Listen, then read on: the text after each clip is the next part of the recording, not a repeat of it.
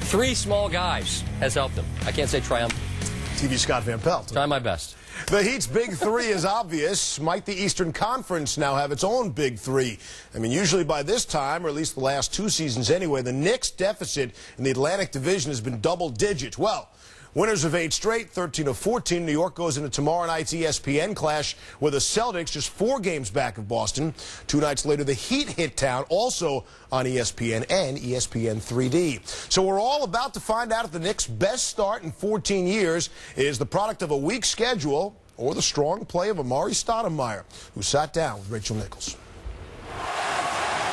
You guys started the season 3-8, 6-game losing streak at one point. How do you go from that team to the team that's on a big winning streak, that's the well-oiled machine that we see now? You know, the start of the year, it was a matter of learning how to play with each other, learning the system. And I think throughout that first week of the year, we understood that, you know what, this losing thing is not fun. Let's try to turn it around. Let's figure it out. And we did. What do you think this city will be like if the Knicks get back to the point where they're seriously competing for NBA titles? Oh, it's going to be out of control. I mean, it's getting that way now where fans are really excited about the year. And so if we keep winning and keep bringing that mentality of hopefully a championship back to the Garden, it's going to be incredible. And what about you personally? 30-plus points, in 8 games. No Knicks player in the history of the franchise has done that. And also, you're leading the league in fourth-quarter points. You're really being known as a closer now. What are you doing to consciously become that person and that player? The first week of the season, I felt like we played well enough to win, but just couldn't close out in the fourth quarter.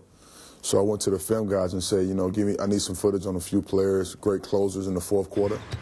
And they got the footage over to me within 24 hours. I studied it and took it upon myself to really learn how to close games out. How has your relationship with Coach Mike D'Antoni changed since you guys were together in Phoenix? Because it's not a secret that when you guys parted ways in Phoenix, it wasn't the best of friends at that time. Mike D'Antoni was my coach first. I was only, I think, 22 maybe, 23. And I was young and raw, just loved to play the game of basketball. And I think between that time and now, I became more of a leader. And I think he recognizes that, so that makes that relationship a lot better for both of us. How much of this week and these big games you guys got coming up is a measuring stick for this team of where you're really at? Well, it's huge. We have the Celtics, who are playing the best basketball right now, arguably in the league. Then after that, we got Miami. Paul Pierce, when he was asked, oh, this is a big game, big rivalry, New York, Boston, that kind of thing, he goes, I don't really consider it much of a rivalry. What do you think about that comment? Yeah, I don't know the rivalry between Boston and New York, to be honest with you. I keep hearing that it is a rivalry, but I know over the past few years, New York hasn't really been New York basketball, so maybe we need to reignite that rivalry.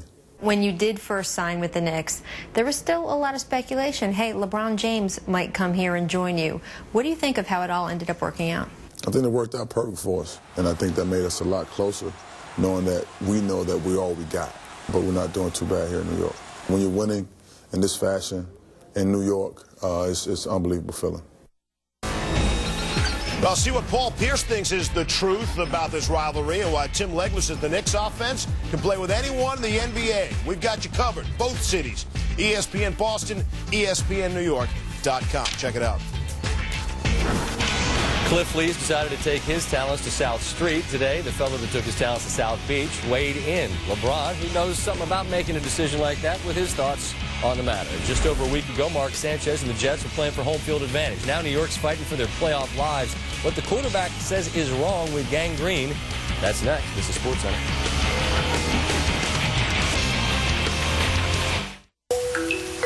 How can rice production in India affect wheat output in the U.S., the shipping industry in Norway, and the rubber industry in South America?